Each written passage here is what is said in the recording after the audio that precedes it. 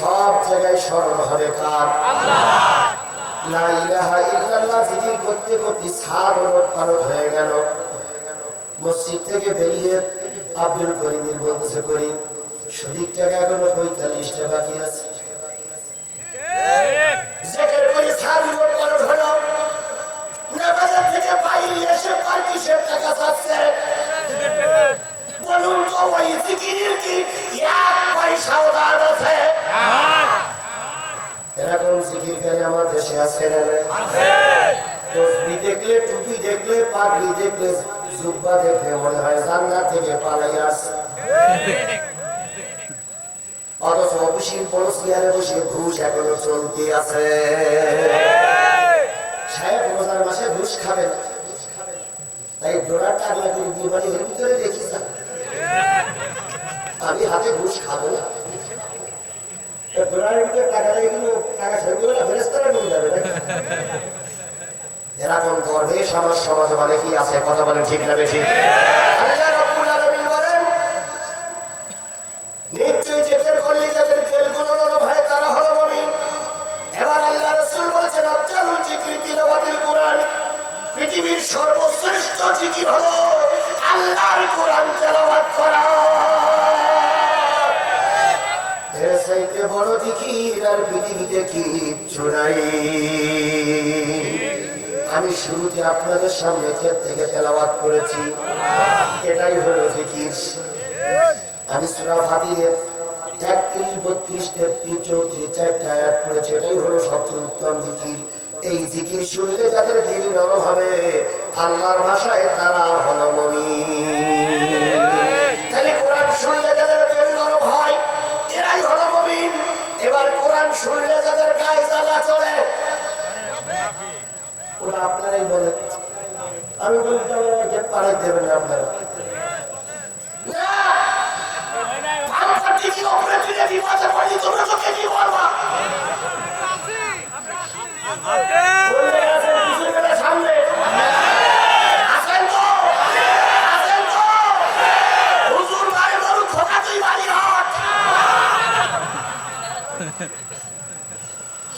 কত বীর পালোয়ান দেখি সামনে বিরাট তকবীর,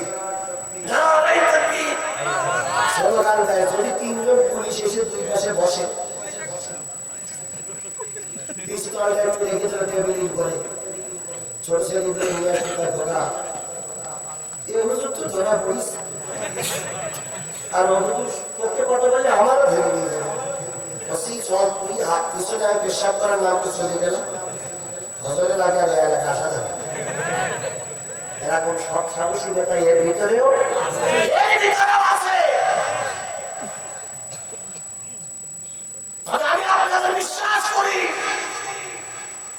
না তোর বাপের মুসলমানরা বুক যায়, না তোর বাপের মুসলমানরা পিঠ যায় না। আপনারা কোরআনের জন্য রাজপথে থাকতে পারেন, আপনারা পালিয়ে যেতে পারেন না। আজকে প্রমাণ হবে কারা কোরআনের পক্ষে বাইরে থাকবে আর কারা জিহাদিরে বাগের মুখে ছেড়ে দিয়ে কারা পালিয়ে যাবে, এটা আজকে প্রমাণ হবে। একটু পরে পরীক্ষা ছাড়া বোঝা যায় না ভালো ছাত্র না খারাপ ছাত্র, কথা বলে ঠিক না?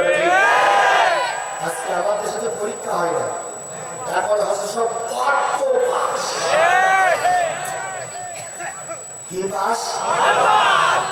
বাচ্চারা কিন্তু দুটো জিনিস খুব পছন্দ করে, একটা হলো পোলট্রির গোশত, এরা বাচ্চারা খুব পছন্দ করে। আর বাচ্চারা আর একটা জিনিস পছন্দ করে, আল্লাহ পরীক্ষা ক্লাসে যদি তুই যদি পরীক্ষা যেন যেদিন পরীক্ষা শুরু হবে সেদিন অনেক ছাত্র দোয়া করে, আল্লাহ আজকে রাত্রে যেন হেডমাস্টার মারা যায়, হেডমাস্টার বলে আজকেই মারা যায়। হেডমাস্টার মারা গেলে কালি কি হবে না, পরীক্ষা হবে। এরা হলো অটোপাসের গ্রুপ, কথা বলে ঠিক না বেশি? আপনারা কি অটোপাস করতে চান না পরীক্ষা দিয়ে পাস করতে চান? কোরআনের পরীক্ষায় তৈরি হতে হবে। যদি কোরআনের পরীক্ষা দিতে দিয়ে যদি কারো শক্ত অবস্থানে দাঁড়াতে হয়, আল্লাহর কসম ময়দানে থাকবো, মুনাফিকের মতো ময়দান ছেড়ে চলে যাব না।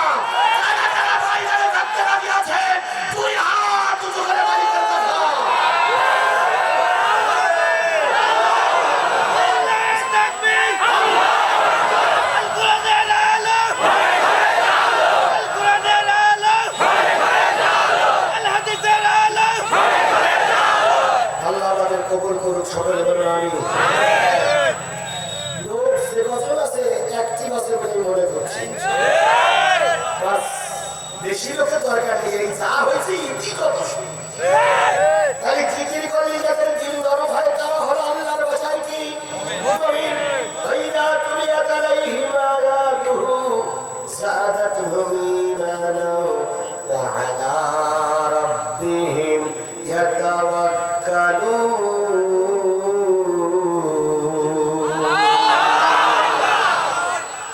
কোরআন তেলাওয়াত শুনলে যাদের ঈমান বাড়ে তারাই হলো মুমিন। আর মুমিনের আরেকটা কাজ হচ্ছে মুমিন সর্বক্ষণ তাওয়াক্কুল করে কার উপরে?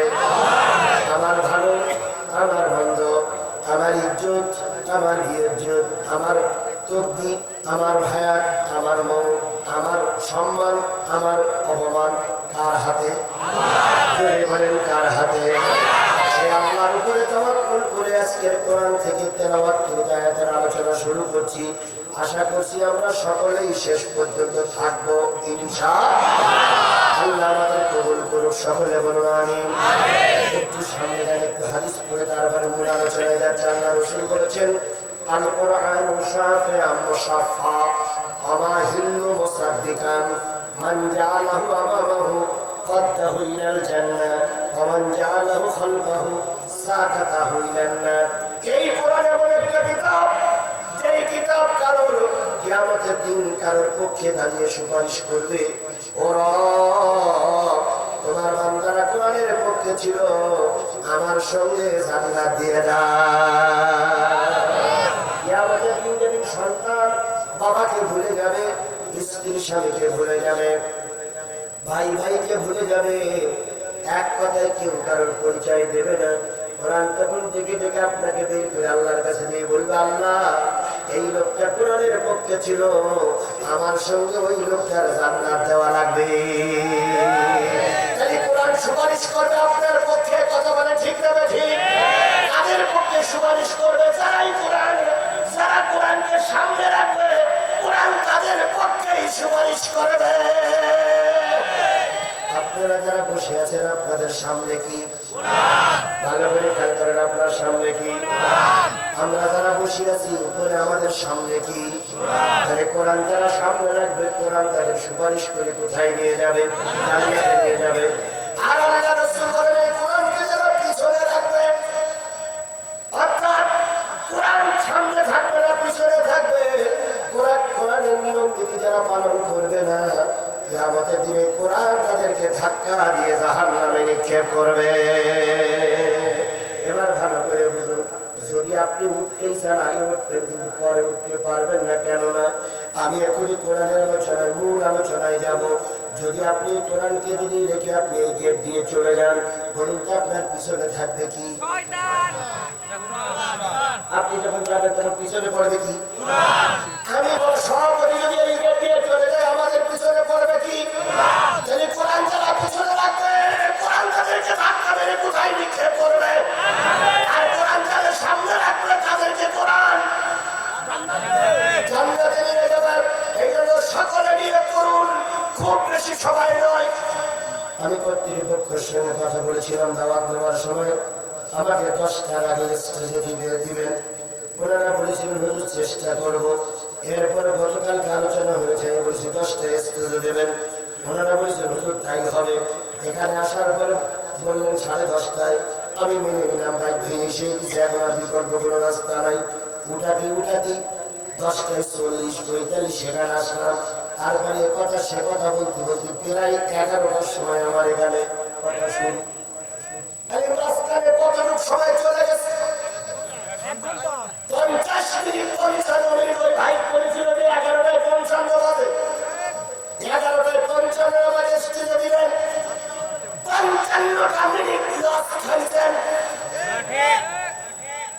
এখন 55 মিনিট যদি আপনারা আমার বসাই রাখেন, তাই এজন্য আপনারা দায়ী না আমি দায়ী? সেটা আপনারাই বুঝছেন। এই জন্য টাইম প্রায় অনেকটা চলে গেছে, খুব বেশি সময় কথা বলার সময় হবে না। কর্তৃপক্ষকে বললাম টাইম তো লস হয়ে যাচ্ছে। ওনারা বললেন আপনি 12টা পর্যন্ত কথা বলবেন যতটুকু হয়। আমি বললাম 12টা পর্যন্ত কথা বলি, মানুষ অসন্ত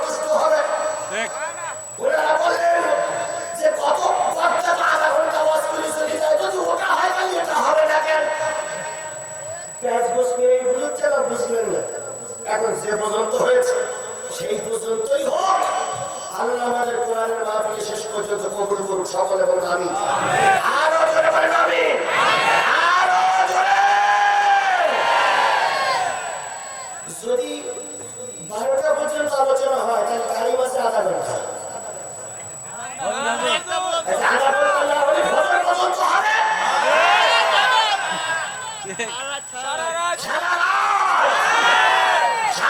রাত ওয়াজ চলিবে, মাইকওয়ালা থাকিবে, বাচ্চা থাকিবে না। ঠিক আছে, আমি না ছেড়ে দিতে তোমরা দায়িত্ব দিতে যাবে, তোমরা বিপদে পড়েছি। আল্লাহ আমাদের শেষ পর্যন্ত কবুল করুন, সকলে বলুন আমিন। তাই খুব বেশি করে আলোচনা না করবো, মূল কিছু কথা আপনাদের সামনে খেদমতে আলোচনা করবো, থাকবেন তো ইনশাআল্লাহ? এক জায়গায় একটা ছোট্ট উদাহরণ দিয়ে শুরু করি। এক জায়গায় একটা মাইকিং হচ্ছে না, এক জায়গায় একটা বুড়ি বসবাস করছে। সেই বুড়ি বাচ্চা হয়েই মারা যায়, বাচ্চা হয়েই মারা যায়, মানে যুবতী থেকে বাচ্চা হয়েই মারা যায়। সবশেষে 60 বছর না 55 বছর বয়সে একটা বাচ্চা পেটে এসেছে। পেটে আসার পরে বাচ্চাটা পেটে যখন আসছে তখন ওই বুড়ি একদিন এক জায়গাতে মান্যত করতেছে, হে আসমানের মালিক আল্লাহ, জমিনের মালিক আল্লাহ, আমার পেটে যে বাচ্চাটা আছে এই বাচ্চাটা যদি সুষ্ঠুভাবে বাঁচে, বাচ্চাটা যদি সুস্থভাবে দুনিয়ার মুখ দেখে, যে যেদিন হবে তার 1 সপ্তাহের ভিতরে আমি শয়তানের একটা টাকা কারে দেবে। কয় টাকা? তুই এই মান্যত করিস। বাচ্চাটা হওয়ার পর 1 সপ্তাহ হয়ে গেছে, বাচ্চা নিয়ে মানুষের টাকা মান্যতের কথা মনে নেই। 2 সপ্তাহ হয়ে গেছে, মান্যতের কথা মনে নেই। 2 মাস হয়ে গেছে, মান্যতের কথা মনে নেই। বাচ্চাটা যখন একটু হাঁটতে শিখেছে তখন একদিন স্বপ্ন দেখাচ্ছে, তুই সে টাকা মান্যত করবি না, দিলি নি। তখন বুড়ি চিন্তা করতেছে, টাকা মান্যত করলে আমার তো মনে নেই, আল্লাহ এখন মনে আছে। যাই হোক, দিতে হবে। শুক্রবারের দিন দুপুরটা দিয়ে টাকা মান্যত করেছিলাম, শয়তানের দেবো, সে শয়তানের দেখাতে বলে হুজুর বলতেছে শয়তানের খুঁজে পাওয়া যাবে না, তো একটা জায়গায় কিন্তু শয়তান পাওয়া যাচ্ছে। কোন জায়গায়? আশপাশে কোন জায়গায় কোরআনের মাহফিল হচ্ছে কিনা বলতে পারো? তাই তো এর ভিতরে মাইকিং হচ্ছে, ভাই আমার করে আমার তাফসীর মাহফিল, ভাই ওই মাহফিলটা কোন জায়গায়? আমার বাড়ি বসে, ভাই ওখানে দিয়ে বসে টাকা না নিয়ে শয়তান ওখানেই পাওয়া যায়। তবে কেমন? ভাই কোরআনের মূল আলোচনা যখন শুরু হবে, হুজুর যখন তাফসীর শুরু করবে, তখন দেখবা 2-1 অজুহাত ছাড়া, কারণ ছাড়া, অভিযোগ ছাড়াই চলে যায়। তখন ওটা দিয়েই বলবা, দেওয়া শয়তান টাকাটা নেই, তোমার মান্যতা না আদায় হয়ে যাবে, শয়তানও ছেড়ে। পুলিশ চুপচাপ এসে বসিয়েছে, প্রধান বক্তা উঠতেই হবে। প্রধান বক্তা উঠে যেই না শরীর আলোচনা শুরু করেছে, সেই আর সূত্র আস্তে আস্তে উঠেছে, উঠে যেই না কেটে গেছে, সেই বুড়িও ভাগে ভাগে বসে গেছে। বুড়ি এসে বলতে, নেওয়া শয়তান টাকাটা। আচ্ছা বলেন, বেজার ভালো হবে না খারাপ হবে? খারাপ হয় সব।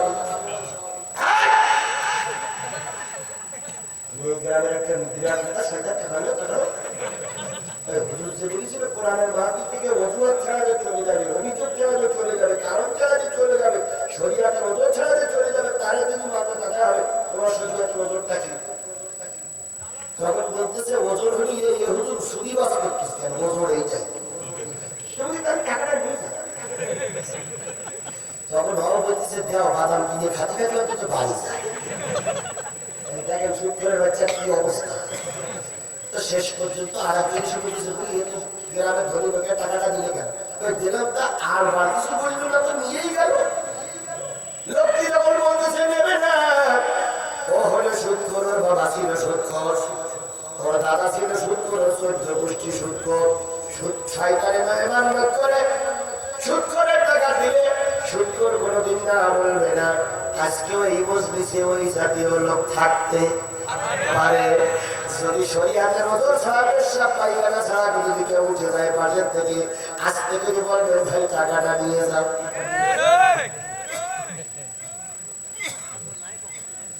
টাকা না থাকলে আমি দেবো, তবুও টাকাটা আদায় করেছি, আল্লাহ কবুল করুন। তাহলে আমরা শেষ পর্যন্ত থাকবো ইনশাআল্লাহ, ইনশাআল্লাহ। আমি আপনাদের সামনে যে সূরা থেকে তেলাওয়াত করেছি, সূরাটার নাম হলো সূরা ফাতির। কোন সূরা? ফাতির মানে হলো প্রশস্ত। ফাতিরিস সামাওয়াতি ওয়াল আরদ, আলহামদুলিল্লাহি ফাতিরিস সামাওয়াতি ওয়াল আরদ। সকল প্রশংসা সেই আল্লাহর, যিনি আসমান এবং জমিনের মালিক। কথা বিষয় ভুলে গেলাম বন্ধুগণ, আমি আপনাদের সামনে 12টা বেজে যদি 15 মিনিট অথবা 20 মিনিট পর্যন্ত কথা বলি, খুব বেশি হলে আর 40-45 মিনিট কথা। এই 45টা মিনিট সময় পেশাব লাগুক, পায়খানা লাগুক, জরুরি যাই লাগুক, আমাকে ফেলে আপনারা চলে যাবেন না। কারা কারা রাজি আছেন হাত তুলে একটু দেখা। আচ্ছা, এবার হাত নামান। যদি মনে করেন হুজুর এই 45 মিনিট 50 মিনিট থাকতে পারবো না, তাহলে আমি এখন শুরু করছি। আগেই যান, আগেই যান। এই ভাই বোনে যাচ্ছে, হ্যাঁ বোঝায় সময়, হ্যাঁ তাহলে একটা লোক পাওয়া গেল। আর কেউ যাবেন? আর কেউ যাবেন?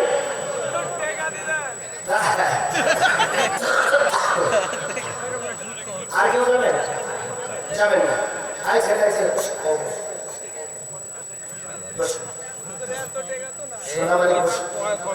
তাহলে এবার আমরা যারা এসেছি সবাই তো কোরআনের মাহফিলে থাকার নিয়ত করলাম। কথা বলে ঠিক না বা ঠিক?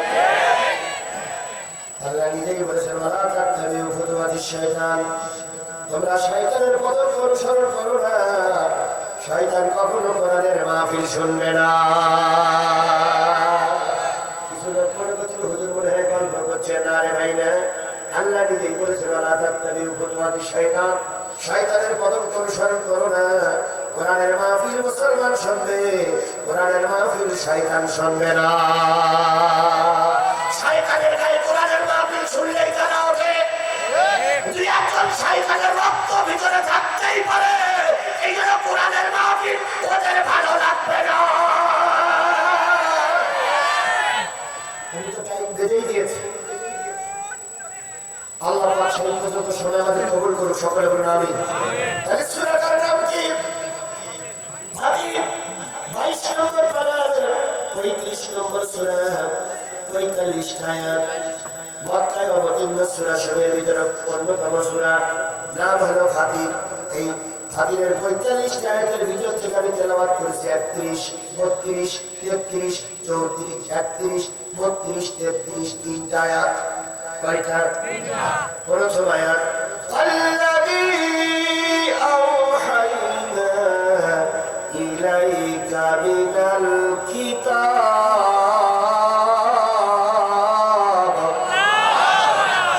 হুয়াল হক মুসাদ্দিকাল লিমা বাইনা ইয়াদাইহি ইন্নাল্লাহা বিইবাদিহি লাখাবীরুম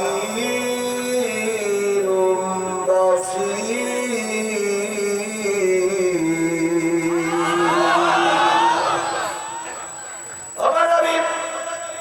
আমি বাবরা ওহীর মাধ্যমে যে কিতাব আপনার কাছে নাযিল করেছি, হুয়াল হক, ওই কিতাবটা সত্য। বলুন আল্লাহ পাক ওহীর মাধ্যমে যে কিতাবটা আমাদের কাছে নাযিল করলেন, সেই কিতাবটার নাম কি? আরো জোরে বলেন, সেই কিতাবটার নাম কি? এই কিতাব সত্য না মিথ্যা? আরো জোরে বলেন, সত্য না মিথ্যা? আল্লাহ নিজেই বলতেছেন, যালিকাল কিতাবু লা রাইবা ফীহি।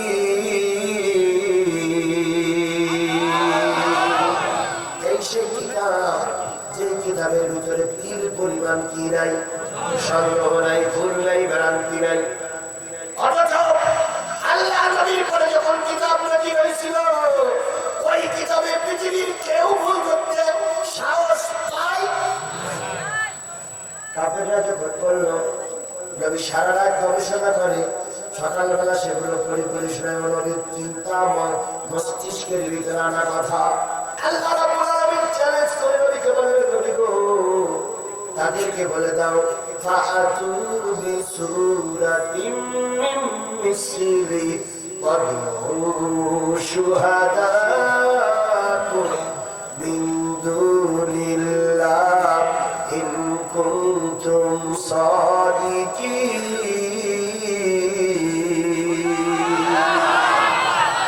তোমরা যদি পারো সূরা কাউসারের মতন আমি আল্লাহ বাকিটা সবাইকে নিয়ে এসো, যত দেবদেবী আছে, যত তোমাদের নেতা আছে, সবাইকে একত্রিত করো। সবাইকে একত্রিত করে একটা ছোট্ট সূরা নাযিল করে, ছোট্ট সূরা তৈরি করে দেখাও। যদি তোমরা সত্যবাদী হও, বলুন তো সেই চ্যালেঞ্জ কি কেউ গ্রহণ করেছিল? কেউ কি বাজাতে সমর্থ হয়েছিল? কিন্তু আজকের সমাজের কিছু দশটা ভ্রষ্ট, কিছু কাফেরের রক্ত দিয়ে জীবন জন্ম নেওয়া কিছু মুসলমানের বাচ্চারা কোরআনের বিরুদ্ধে কথা বলছে। যার ভিতরে একজন আছে তাসলিম আর আসছে, কথা বলেন ঠিক না বেঠিক? ওই ব্যক্তি বলল কোরআনে ভুল আছে, 1400 বছর আগের কোরআন এখন চলবে না, এখন কোরআনে ভুল আছে। কি ভুল আছে? আল্লাহ ভুল করেছে। কোরআনে বলে দিয়েছে এক ছেলে যাবে, দুই মেয়ে তাই পারে। আল্লাহ এটা বলিল কেন? এটা আল্লাহ নাকি কি করেছে? ভুল করেছে। উনি আরেকটা ভুল ধরল। আল্লাহ কোরআনে সূরা নিসায় বলে একজন পুরুষ 1 2 3 4টি বিয়ে করতে পারবে, নারীরা পারবে না। নারীদেরকে নিচে রেখে আল্লাহ পুরুষদের উপরে তুলে দিয়েছে। এটা নিশ্চয়ই আল্লাহ ভুল করেছে। আল্লাহর ভুলগুলো কিভাবে ধরতেছে তাই খেয়াল করেন।